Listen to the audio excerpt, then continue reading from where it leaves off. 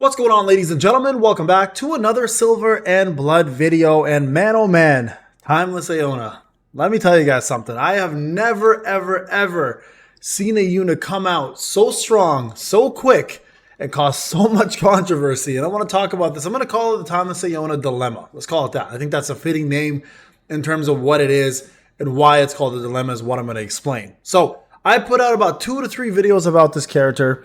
One being obviously the summon video, and then, just a little bit of a testing situation, which God knows we don't need to test her very much. She's broken, like absolutely broken. And number 2, we have tier list. Obviously, I gave her the top spot, rightfully so, deservingly so, and she is absolutely bonkers. Now, where does the dilemma lie? You might be like, Payne, that's kind of a good thing. We got a crazy OP unit. Well, keep in mind, this is a gotcha, right? So I want to talk about different facets of this dilemma. One, about where everyone's mentality is at with this. So many people, whales for example, or those who have saved up enough, are very excited for this unit because she is absolutely breaking the game. She's literally the only DPS you may need at the moment for most of the content. And that's the honest truth behind it, right? She's just that good. Not only does she AoE, single target, do one of the best debuffs out there with attack speed down major. Not only does she hit like a Mack truck, but she's also not a limited unit. That's right. So if you look over here, you see it doesn't say limited on there, right? So this is just a limited time drop. So this character will eventually, guys, end up, my God, I love that picture, by the way. We'll end up in the Blue Dawn section where you can put her in your altar and get her from there. Actually, wait, she's ancestral. So maybe not. You can't actually get her in your altar. I apologize. That's a lie. So you can't get her in the altar because she's ancestral, but you can still summon for her because ancestral units still can drop within the Blue Dawn summon. So it's not a bad idea to start saving a little bit there. And then, of course, the Celestial Concerto. I don't think she can drop here, though, right? I don't think there's any. If you can see here, there's no ancestral units here that can drop, but you can definitely get them to drop here. You can see the view details, and there are some ancestral units in this right here, like for example right there, right, Seth? Who else we got here? Yeah, you can see like all these units right here. They're all available to drop, right? Ancestral, etc. So this is viable. Where does the dilemma come from? Well, here's the dilemma.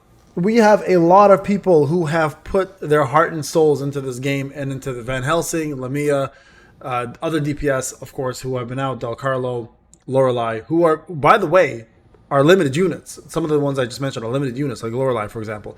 And they spent a lot of their time and efforts into getting those units up and obviously putting their currencies into getting those units.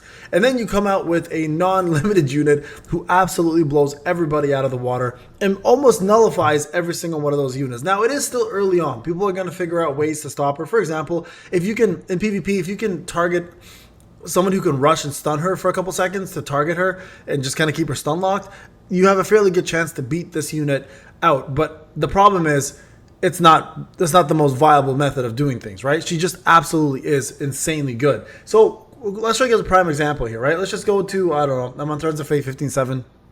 I haven't been pushing the game very much lately. Just been too busy doing other things. But like if I show you guys, for example, let's say, let's just do Tomb of the Fallen. If I do Clive, right? You can put this girl against Clive, and she'll make mincemeat out of this. Like, I'm talking about like ridiculous amounts of damage. Like, I put Van Helsing and Lamia in together, and they don't even need to be there. Like, they do literally no damage. So this is the set. I'm going to show you guys also the best team for her, by the way, that I've been using, that I really enjoy. There's 2 different setups for this team, by the way. One, which is going to be more of a stun lock team to gather everybody, and number 2 is going to be more of a buffing team. Really, all she needs is buffing and a good healer. So I'm going to put Seth in this one. I don't really need Seth here, but I'm going to put Seth in anyways, just for fun for now. So here's the team I've been going with, and the reason why. Okay, so first off, the team has been Frederick because it's low 3 cost of New Moon. Then I've been putting, of course, Acapella. You can't go, like, Acapella is always going to be, I think, in every team I ever build, unless they find someone who's better than her somehow with the same buffs. So Acapella first, and then I go to Frederick. You see 3/3 cost, super easy to do, and then I throw in one of hers, and that will activate Bloodlust, and then you guys can then put, or Blood Moon, sorry, and then you can put in Fleeting Bella in there if you want to as well. You can also throw in Fleeting Bella here if you want to risk the chance of going a little bit slower. This is also a very good option, but just to keep things moving, this is a great thing. Now, the good thing with this team is you have healer, and if you know anything about Timeless Aiona, her kit is if her shield goes above 100% of her HP, these are all healers, by the way, she does way more damage, right? So that's kind of the beauty of this character. But just watch this and watch how crazy this damage is, okay?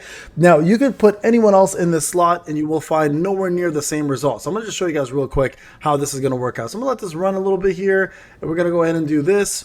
Okay, here we go.